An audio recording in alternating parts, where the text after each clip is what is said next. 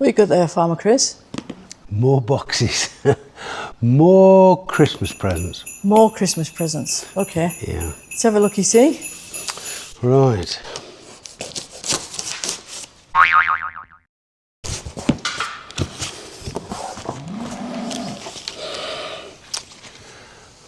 Guess who? Who?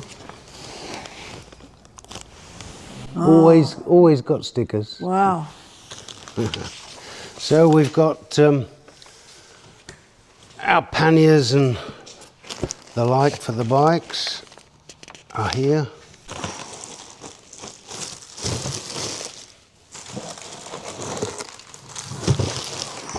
Right. So I think this is in fact the Backcountry 35.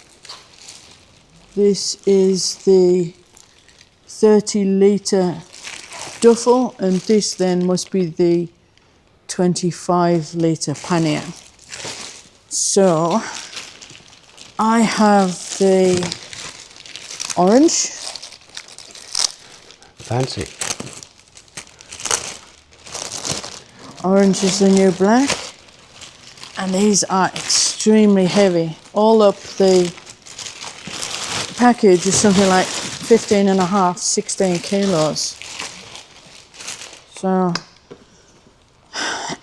I'm not going to do a how-to video, one because we haven't got the bike to how-to with, but there are plenty of other people, including Mosko, who are doing the how-tos, and they will do it way better than me, but this is just to make sure everything is here and has arrived. It's come from the Netherlands. We found that if we bought it from the United States shop, it was going to be 1,000 Australian dollars more, including, that's when you take into account all of the import taxes and everything else.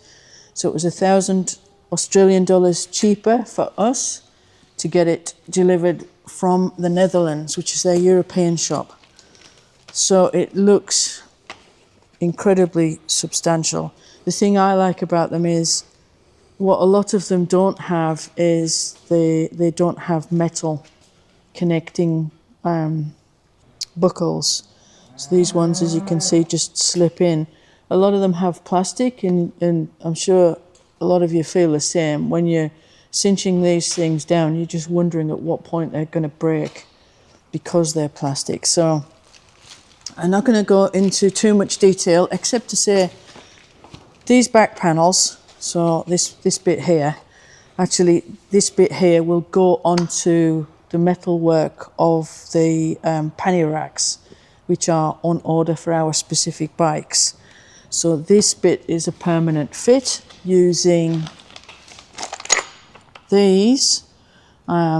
This bit goes onto the metalwork and the pannier frames, and then which attaches this bit here, which means that there's a quick release on this side, so that when you leave or you want to move your bags to the campsite or to the motel or hotel or whatever it is, you just release it here, and then it comes off the back plate, so you can carry them in with your handles, which is part of the attraction.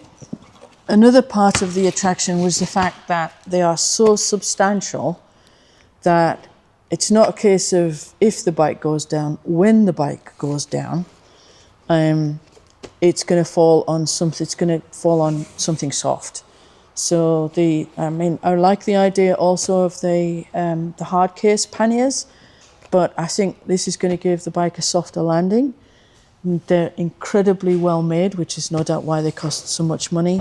But I just didn't want the extra. I mean, if this lot is 15 kilos altogether, that's 15 kilos of extra weight without having anything in them on the bike. So that's just the smaller version. So this is the 25. So we bought the offsets because you give the bike more of a sort of uniform look from the back.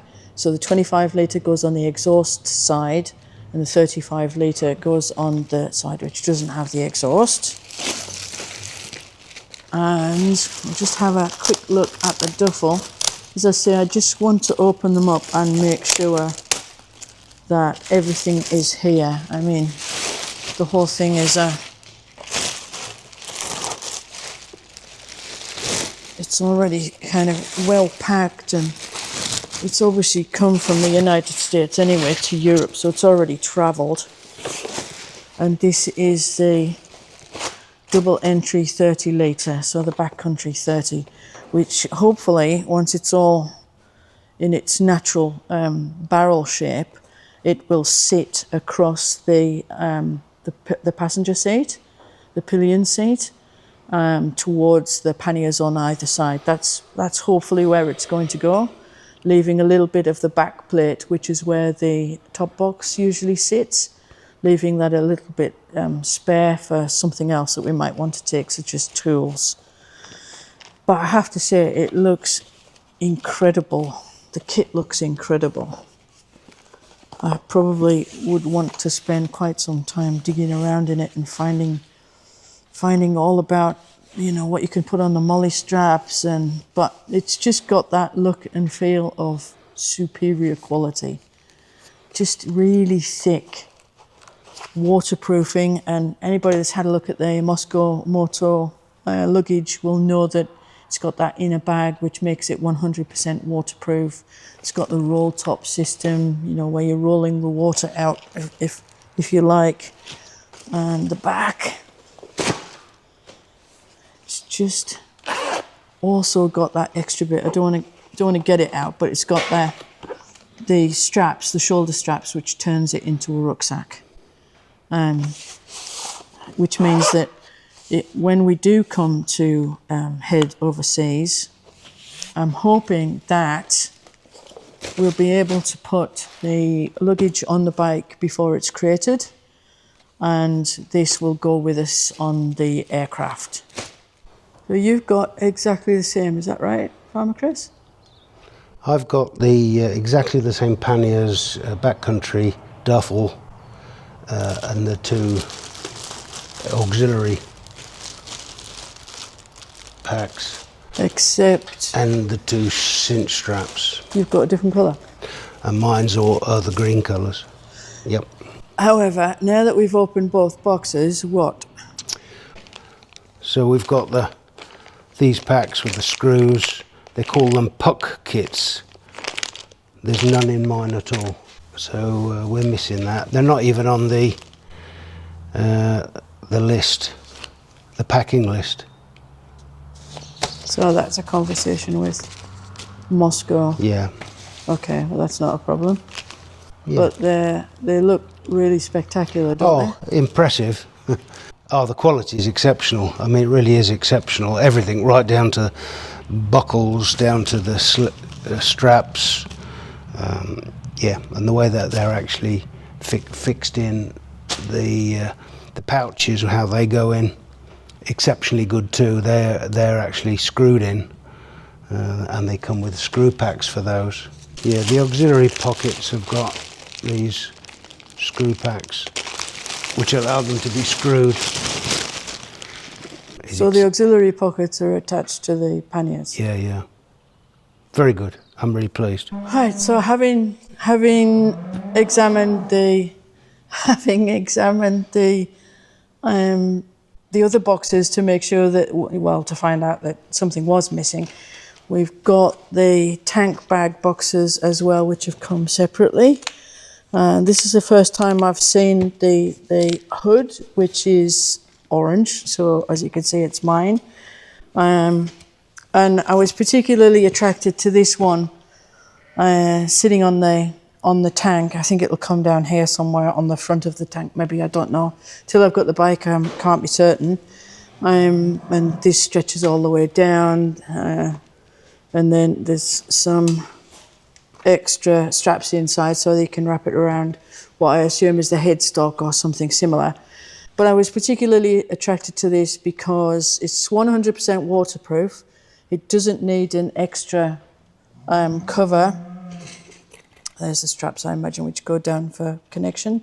And it's fairly basic in that it's empty, you know, so it's got some pocket space, but it's empty, which means I could get the drone in there, which is what's of particular interest to me, sitting on the tank.